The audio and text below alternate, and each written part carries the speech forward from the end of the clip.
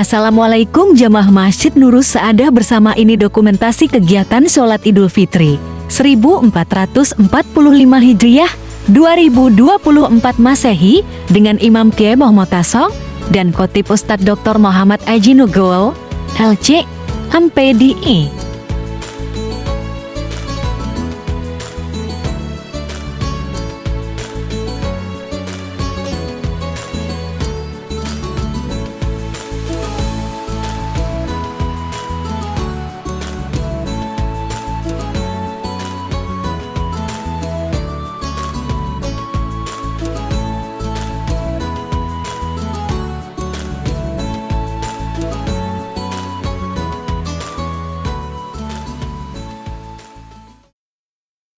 Allahu Akbar, Allahu Akbar, Allahu Akbar, La ilaha illallah, Allahu Akbar, Allahu Akbar, walillahil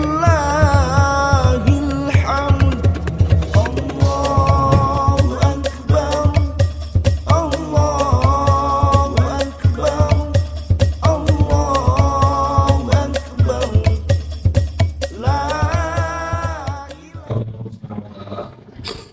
Sebelum sholat kita mulai, silakanlah kami menyampaikan beberapa informasi sebagai berikut. Informasi yang pertama, laporan perkembangan dan distribusi perdagangan BCN Nurus Saadah tahun 1445 Hijriah sebagai berikut.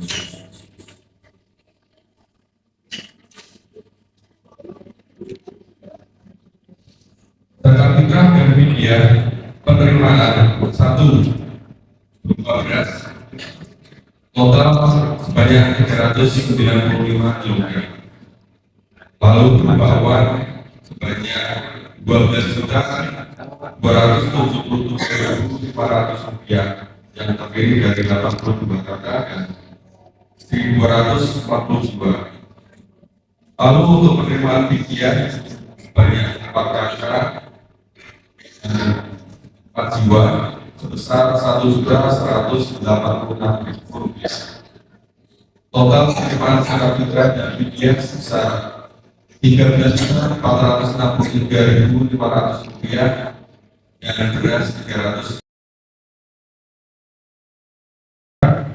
Yang kelima, Panti Asuhan Aisyah Sinoman sebesar Rp750. Yang keenam, Panti Asuhan Darul Madonah sebesar Rp750. Yang ketujuh, Panti Asuhan Ari Ayah Kaumanor sebesar Rp750. Yang kedelapan, MI Ma'arif Dukung sebesar Rp750. Yang kesembilan, MI Ma'arif Pangusari sebesar Rp750. Yang kesepuluh, Pondok Pesantren Sulaimaniyah Suruh sebesar Rp250.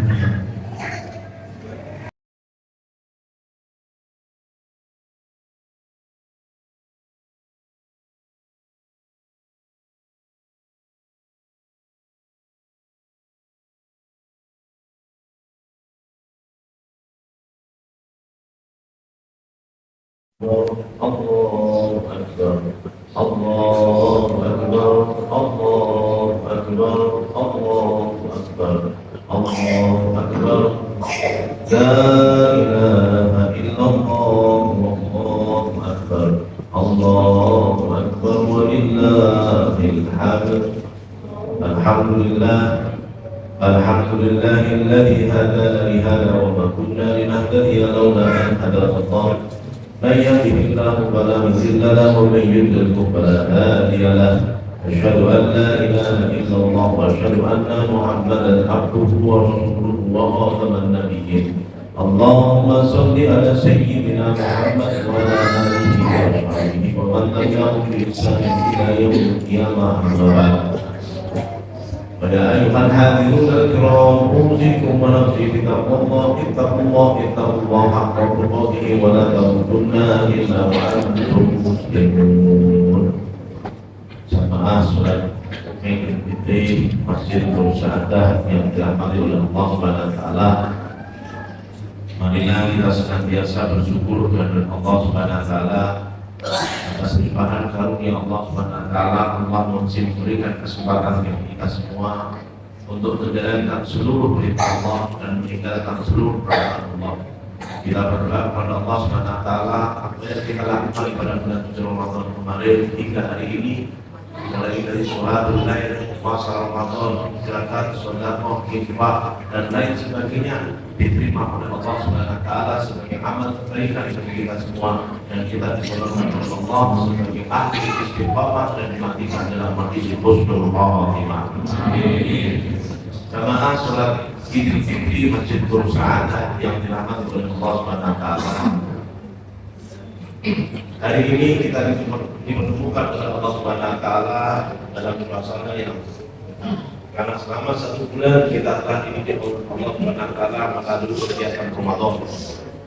Kegiatan Ramadan telah memberikan dampak yang luar biasa. Pertama, dampak spiritualitas kepada kita. Pertama, dampak spiritualitas kita terhadap Allah Subhanahu wa taala melalui ibadah yang kita lakukan, yaitu puasa bulan Ramadan, yang diwajibkan oleh Allah Subhanahu wa taala untuk dijalankan oleh seluruh umat muslim bagi yang mengalami kendala ataupun kesehatan ataupun pekerjaan ataupun kemudian. Maka kewajiban inilah yang kemudian menyebabkan semua umat muslim menjadikan momen bulan Ramadan adalah bulan untuk beribadah kepada Allah Subhanahu wa taala. Oleh karena itulah kemudian di dalam bulan Ramadan ini kenal juga dengan sebutan tarbiyah atau bulan pendidikan. Karena disitulah kita dididik oleh Allah Subhanahu wa taala selama 30 hari secara kontinu untuk menjadi pribadi yang ideal menurut Allah Subhanahu wa taala. Salah satu di antaranya adalah menyibukkan mulut kita untuk berpikir kepada Allah, menyibukkan mulut kita untuk menjaga dari perkataan-perkataan yang tidak bermanfaat, menyibukkan mulut kita untuk menjaga supaya diam daripada berbicara yang tidak bermanfaat, menyibukkan mulut kita untuk tidak berpikir hal-hal yang menyebabkan kita ini rusak secara moral dan aktivitas yang lainnya. Secara otomatis bahwa puasa ini telah membentuk karakter yang luar biasa selama 30 hari. Maka saja bila diibaratkan orang yang selesai menjalankan ibadah puasa, diibaratkan seperti kepompong yang akan melahirkan sebuah binatang yang cukup indah yang berwarna warni yang disebut dengan istilah.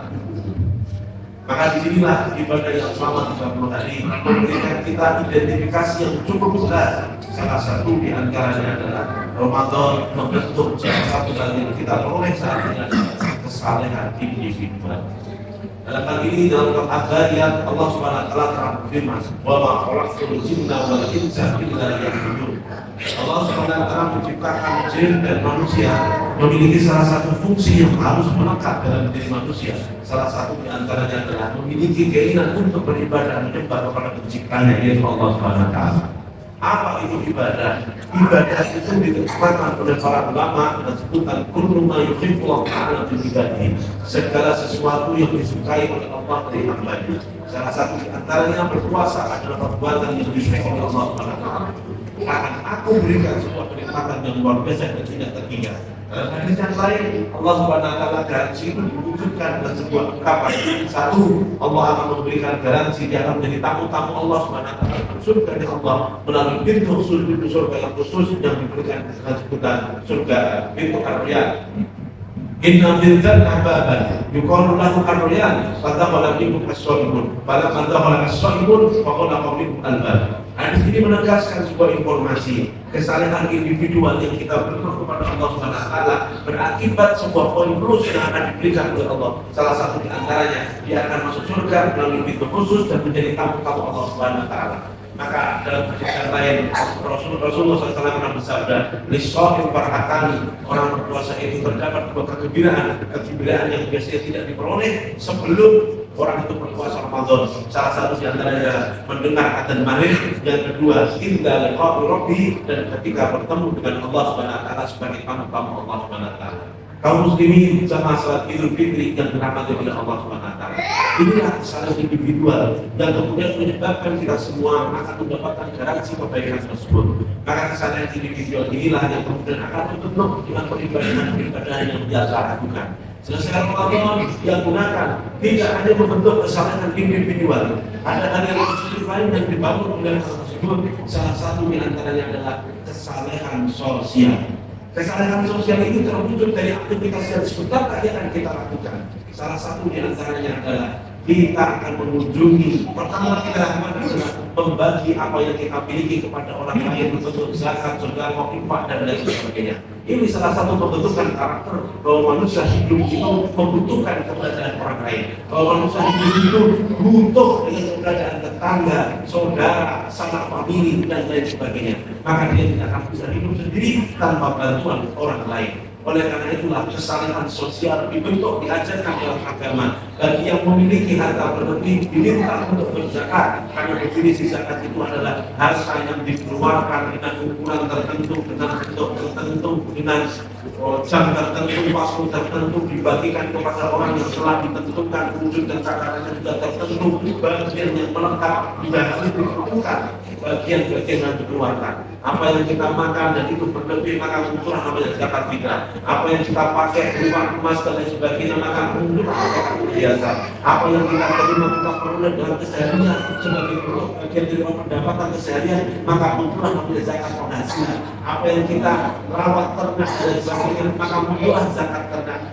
Inilah yang diharapkan oleh Rasulullah SAW. Maka yang menjadi salah satu kritik kita kiranya beberapa masjid yang tidak terbuka dari seperti apa yang kita lihat atau kita dengarkan pada pagi hari ini. Kaum ini tidak mendapat oleh Allah Subhanahu wa taala.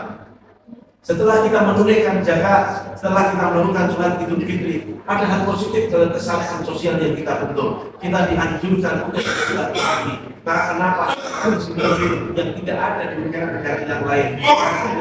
Bersilaturahmi. Kenapa kita ada tradisi batal satu dengan yang lainnya? Karena ini adalah salah satu anjuran dari orang dalam agama. Kenapa kita harus meminta maaf mulai Lebaran baru? Karena ini semua ajaran agama yang berbentuk kesalahan sosial. Sebagaimana firman Allah di dalam surat An-Nisa ayat 36, Allah Subhanahu wa taala berfirman, "Wa'budullaha wa la tusyriku bihi syai'an." Melanjutkan ayat surat Ad-Dariyat tadi, "Wa ma khalaqtul jinna wal insa illa liya'budun." Maka ayat ini menambah membuka sebuah kalimat, "Wa'budullaha wa la tusyriku bihi syai'an." Beribadah kalian kepada Allah Subhanahu wa taala dengan tulus, ikhlas dan tidak ada tendensi apapun untuk makhluk yang lain. Wala tusyriku bihi syai'an, dan janganlah kau sampai menyekutukan Allah Subhanahu wa taala. Ini syarat pertama bahwa amal kita akan diterima oleh Allah Subhanahu wa taala. Dengan adanya kita beribadah untuk Allah, kita mengeluarkan zakat untuk Allah, kita bersedekah untuk Allah, kita berinfak untuk Allah Subhanahu wa taala. Walaupun kemudian dikontemplasikan dengan sebuah perbuatan yang akan dibagikan kepada masyarakat yang lain, maka ini menjadi syarat mutlak sebelum hal yang lain akan berdampak kebaikan bagi orang tersebut. Maka disinilah kemudian ayat ini mengatakan, wa bil walidaini ihsana. Apa yang dilakukan pertama kali setelah kesalehan individual dilakukan, maka muncul namanya kesalehan sosial. Apa yang harus dia lakukan adalah wa bil walidaini ihsana, berbuat baik kepada orang tuanya. Inilah yang kita peroleh dari tradisi mudik. Jauh-jauh dari Jakarta pulang dari masing-masing hanya untuk berbuat kepada orang tuanya. Mohon maaf Bapak sekalian, berapa banyak orang tua yang memiliki anak waktu Lebaran dia tidak bisa pulang. Berapa banyak anak-anak masih mementingkan pekerjaannya sehingga tidak bisa pulang, sehingga orang tua ini merasa sedih, punya anak lebih banyak, tidak satu pun pada bulan Ramadan, pada bulan Idul Fitri semacam ini dia tidak bisa pulang ke rumah untuk berbuat baik kepada orang tuanya. Semakin tua semakin sedih, semakin jauh daripada orang anak-anak yang ada di lingkungan yang pernah dia miliki. Menjadi seorang pemaaf dan mampu memandang amanah, itulah yang digaransi oleh Allah sebagai pribadi yang berkualitas yang disebut dengan istilah muhsinin. Maka disinilah kita diminta oleh Allah Subhanahu wa taala untuk memperbaiki kualitas diri yang disebut saking kesalehan individual naik statusnya menjadi kesalehan sosial. Maka percuma orang yang merayakan Hari Idul Fitri hanya berdiam diri, tapi dia tidak berupaya untuk menggapai daripada kebaikan-kebaikan yang harus dia peroleh sebagai bentuk kesalehan sosial. Maka disinilah maka kita punya tradisi setelah selesai sholat Id biasanya orang-orang akan berkumpul ke makam. Ketika orang tuanya sudah tiada, disitulah perayaan ini karena dia akan teringat orang tuanya semasa dia masih kecil, mendidiknya, membimbingnya dan membentuknya sebagai pribadi menjadi manusia yang berkualitas hingga sampai saat ini. Maka inilah yang kemudian tradisi-tradisi yang diwariskan oleh para kiai. Bahkan dalam ayat Al-Quran kita temukan beberapa kalimat-kalimat seperti yang saya baca tadi, termasuk menyusun ajaran daripada Rasulullah SAW. Sholat Idul Fitri yang dirahmati oleh Allah SWT. Yang ketiga, yang terakhir, yang perlu kita ingat adalah kesalahan sosial hanya bentuk diri sendiri untuk orang lain, tapi kita juga diminta oleh Allah SWT berbentuk namanya kesalahan lingkungan. Kesalahan lingkungan adalah menjaga ekosistem dunia agar tetap sehat, dan tidak menjadi rusak karena ulah tangan manusia. Dalam ayat yang lain, "Dohal fasadu fil barri wal bahri bima kasabat aydina." Rusaknya adalah karena lautan, bukan karena Allah, tapi karena manusia melalui ulah tangan dan aktivitas mereka, sehingga dia menambang pohon, merusak habitat hutan, merusak dan lain sebagainya, sehingga terjadi pencemaran lingkungan. Ini tidak bisa dilewati. Dan kedua, dalam ayat ini dikatakan wabidzil kurba. Wabidzil kurba maksudnya adalah sanak saudara. Kita punya kakak, kita punya adik, kita punya saudara yang harus kita jalin silaturahminya, harus kita jaga silaturahminya, harus kita jaga yang kemudian yang sempat terpisah karena mungkin perpisahan itu wujud daripada tempat dia bekerja, sehingga dari situlah kemudian setelah orang tua menjadi satu sama, kemudian kakak, adik, bibi, paman yang harus kita kunjungi mereka. Inilah yang kemudian motivasi yang luar biasa dalam tradisi mudik yang tidak diperoleh mungkin di beberapa negara yang lain. Disinilah kemudian Indonesia karena negara yang silaturahminya sangat kuat karena dibentuk daripada tradisi-tradisi dan diwariskan oleh para ulama yang maknanya adalah terbentuk terjemahan daripada Al-Quran Al-Karim. Tema ini adalah wal yatama, anak yatim, wal masyakin, orang-orang miskin. Terkadang kita terbalik, kita mengabaikan saudara kita mengabaikan bibi kita, paman kita, mengutamakan anak-anak yatim dan kemudian orang miskin. Dalam aturan pembagian zakat betul, kalau dalam aturan silaturahmi, mereka adalah orang yang menghasilkan kita, orang yang membentuk kita, karena kita memiliki lingkungan pertama yang namanya keluarga. Maka disinilah anak-anak yatim, anak-anak miskin juga perlu kita silaturahmi mereka. Kita minta doa bagi mereka, tidak ada hijab dengan Allah Subhanahu Wa Taala. Dalam ayat yang berikutnya, wal jari bil qurbi. Kalimat yang cukup menarik, tetangga sebelah. Tetangga sebelah, al-insan ibnu al-bi'ah. Manusia itu adalah anak lingkungan. Al-jari, kalimat tetangga yang paling terdekat adalah tetangga sebelah rumah. Kalimat ini memberikan informasi yang cukup sederhana bahwa kalau orang itu ingin dinilai baik dan buruk, orang yang pertama kali akan menilai orang itu baik dan buruk adalah tetangga sebelah. Maka mohon maaf jemaah yang dirahmati Allah Subhanahu Wa Taala. Kenapa mayat ketika diangkat kemudian mutir, yang di tradisi kita bertanya, apakah mayat ini baik dan buruk? Akan ditanya, yang menjawab adalah lingkungannya. Sehingga ketika orang ini mengatakan baik, itu menjadi salah satu bukti orang itu akan ditempatkan yang terbaik oleh Allah Subhanahu Wa Taala. Dan berikutnya kalimatnya adalah wasahibi wal jari jambi, wasahibi bil jambi, wabnis sabil. Ada 3 kalimat yang cukup menarik. Tetangga jauh yang perlu kita kunjungi, teman-teman kita untuk menyambung silaturahmi. Kenapa ayat ini mengatakan semacam ini dalam Al-Quran Al-Karim? Sehingga kita membutuhkan ayat yang lain. Man sarrahu an yabsuta alaihi rizqahu aw yusau fi asalihi falyasir rahmah. Bahwa Allah menggaransi orang yang mampu menjaga silaturahminya, maka Allah akan membuka pintu rezekinya dan memanjangkan umurnya. Bagi banyak aktivitas Allah Subhanahu Wa Taala memberikan kemudahan dalam bersilaturahmi.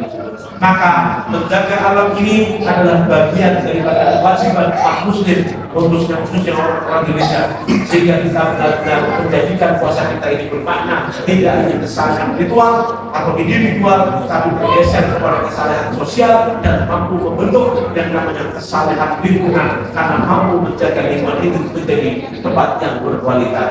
Inilah khotbah yang sangat khotib sampaikan, sehingga dari sini aku berharap kita semua digolongkan oleh Allah dalam satu bulan ini menjadi pribadi-pribadi yang muttaqin, istiqomah dalam kebaikan dan dimatikan dalam posisi kebaikan.